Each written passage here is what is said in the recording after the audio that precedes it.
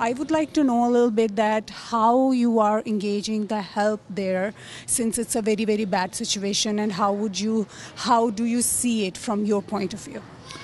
Well, we've been working with Professor P.T. and the rest of the group from Europe and USA under the umbrella of the Union of Medical Relief Organizations in Syria for about 3 years now. So we do missions almost on a monthly basis between our group here, USA and Europe, right? So physicians and nurses would go there to train and to practice and to lift the level of the nurses and doctors in Syria. The situation is just worsening every month we go there. As Professor P.T. listened to him, there's more than 10 million people displaced. They have no shelters, no homes. Loss of chronic diseases arise. Loss of children diseases. Pediatric population in Syria is a huge one.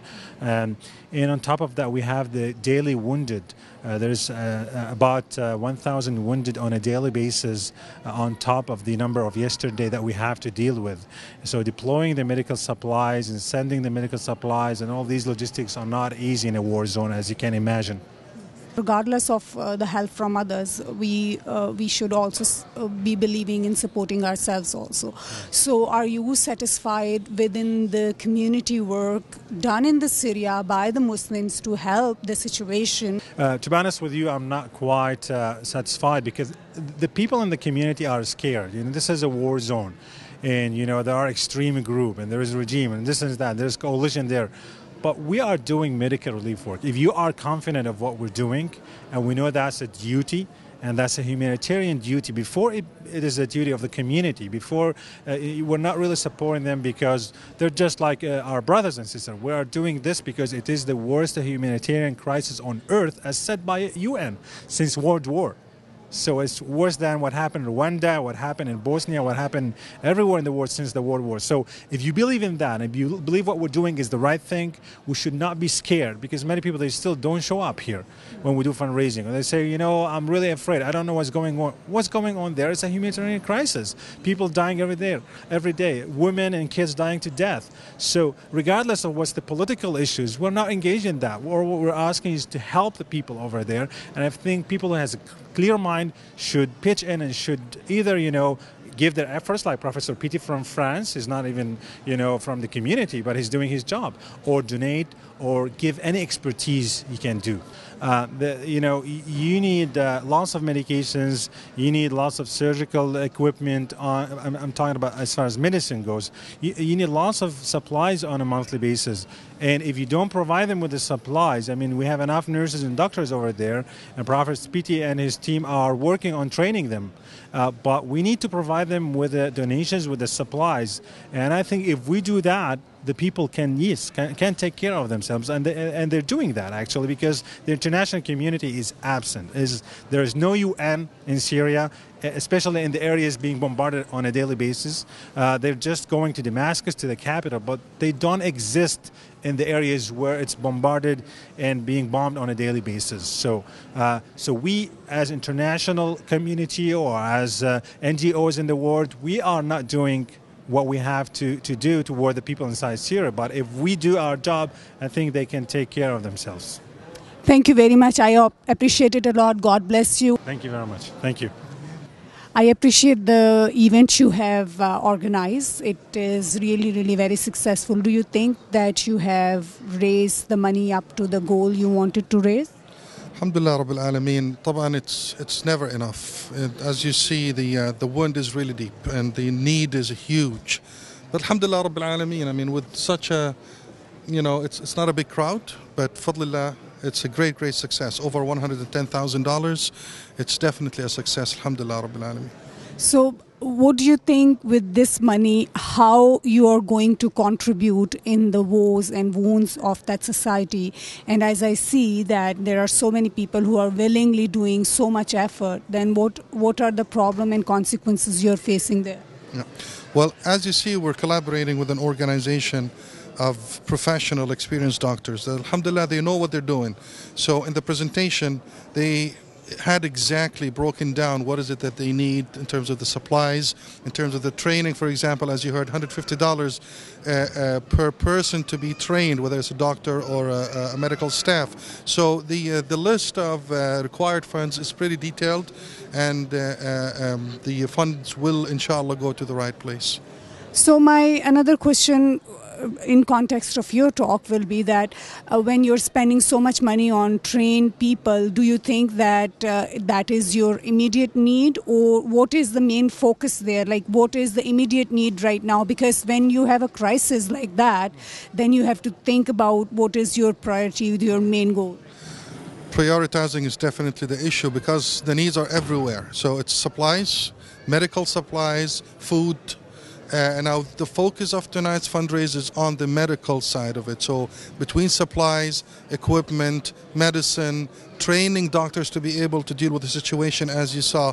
So that will be mainly the focus. But anywhere between the supplies, the equipment, and the training, that's where the fund will be going. So you're saying that you're satisfied the way the things are moving towards the help of the people by the community around here? Alhamdulillah, it's يعني صراحة I'm speechless. يعني it's different events, and I know in different places we're all trying our best to help our brothers in Syria, and the Muslim community in Canada is doing a great job. It's always been very generous, and it's always been very helpful. So Alhamdulillah Rabbil Alameen.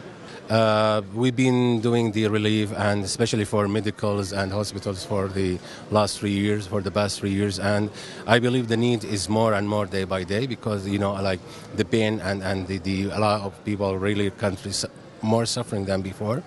So the what we ask actually and what we do is just to make the voices, to let people hear the voices, the crying, the tears of people who is in need. And we do such an events really to address the issue and ask people really to donate. If not actually the help by spreading the word, by doing the minimum you think, but you don't know how much might be the impact to that, right? It's not just the money. How much you contribute is by feeling, by spreading the news, by doing the right communication, by really the world has to know the tragedy what's happening. The children, like half of the wounded right now are children. We have to build from the health, their education, the rehab, the needy. You know what? The problem is not just we talk and we stand and we do event. The pain, the message has to be really reached to everyone. So what do you look forward that how long will it take to make the things at least movable to daily routine life? We always believe we do our best just to make the what these people need right now. Now we always believe the future always better. That there is a lot of things will come which is for the sake of and for the help of those people. I cannot give a timeline, but what we do, we believe in. We have to do what we can right now today for a better future. So what is your main focus and goal? Which areas do you think need the immediate intensive care than the other areas? I guess the story and the pain is unique in all of them. Really, it's the wounded, the hospital, the children starting from like rehab. I'm doing like there is no area like which is less and more. They all share the same tragedy, and the requirement. Believe me, if I say like from even a drop of water, they need till the critical surgeries, to the CT scan if you're gonna go medical, to the blood bank, to the basic of all what they can just to smile in the morning and to say really. Thank you. I really appreciate the work you're doing. Bless your hearts. I hope that you will be successful in making more and more people aware and helpful within the community. And Omar, how would you describe your activities, your contribution, your everything towards your community? Well, I'm the manager at Human Concern International. We were established in 1980, and we've been working in over 56 countries. And our main mission is to alleviate human suffering. We're a humanitarian relief organization. So whenever a crisis comes, we're there to answer the call. And particularly with Syria, my involvement with the community has been in depth, and the tragedy really touches my heart. And so I try my best and go above and beyond. In particular with Syria, the crisis has been going on for 4 years. There's no end in sight from what we can see. So the community, working along with Human Concern International, can really support the thousands of people that are in need? Well, of course, it's part and parcel to support not only abroad, but also at home. And so we have many Canadian and local initiatives. We work with Aboriginal groups. We also work with youth. One of our I guess the pride that I take in particularly is our winter program, where we go out, find homeless people in need, and provide them sweaters, blankets, winter hats, and gloves. Things that these people definitely need to weather the winter storm, particularly in Toronto. It is always very difficult to go through that kind of weather. So in regards of Syria, I would say, which kind of difficulties are you facing? Because it's a very, very big challenge to help in this very bad situation. So I would like to know, since you're not a Syrian person, like your background does not seem to me like you're from Syria, but still you're doing which is very, very big contribution of yours. That you're helping to the broader spectrum of a community, what we mean by community, Muslim community. So what are your challenges and how you're tackling them? Well, particularly with regards to challenges, of course, one of our biggest concerns, I would say, is emergency relief with regards to medical. And CRS has been our biggest partner in particular. Of course, without the support of communities, not only Syrians, but a wide support, a large support. And you can tell by this gathering here that it's not only Syrians that care about this cause. It's human. It's human needs. And just like I would want that for myself, I would want that for the rest of humanity. If I could maybe give you an analogy, if I saw a child, drowning, it doesn't matter what color they are, where they're from. You go out there and you help that child. Similar, it doesn't matter where they are in the world. It's all about giving those that are in need. And here at Human Concern, we love to do that. How would you engage the youth with you to work towards these kind of activities which are very positively helping each other instead of putting their minds towards destructive activities? That's a very good question. I think youth are the backbone of what we do. If you can tell today, the majority of the volunteers are youth. They're active. They're always willing to help. And so we reach out to different schools across the GTA and put out calls for assistance whenever we have a major event.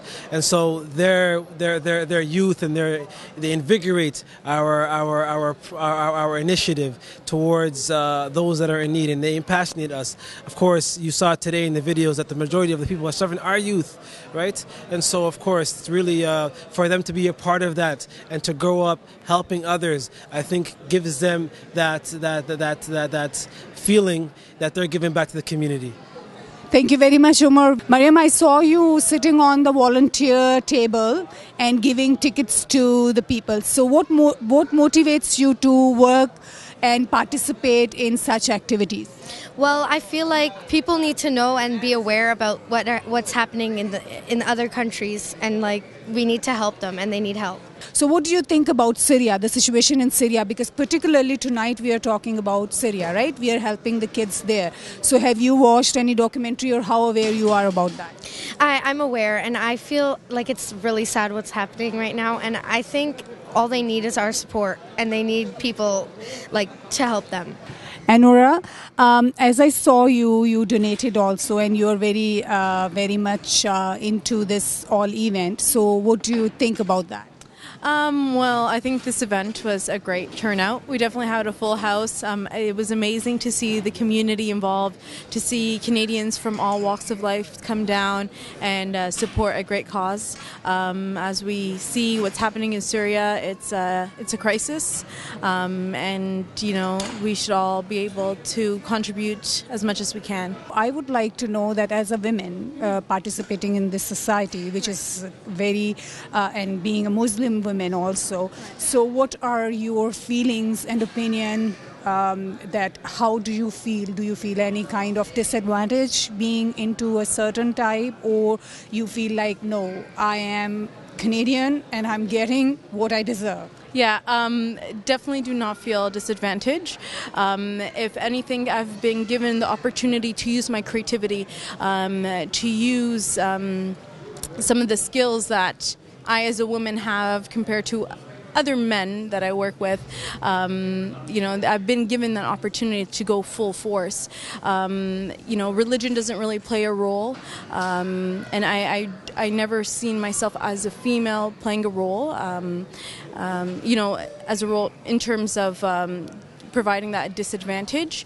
If anything, it's helped me because I'm able to bring a different view to the table. It's great. I am respected in what I do, and I've never felt anything differently. Thank you very much. I appreciate a lot. It's been really pleasure talking to you, and I really, really pray for you. You be successful in your career, and then contribute as a healthy, wise Canadian citizen, believing on humanitarian grounds, working for all human beings equally. Thank you very much. Thank you.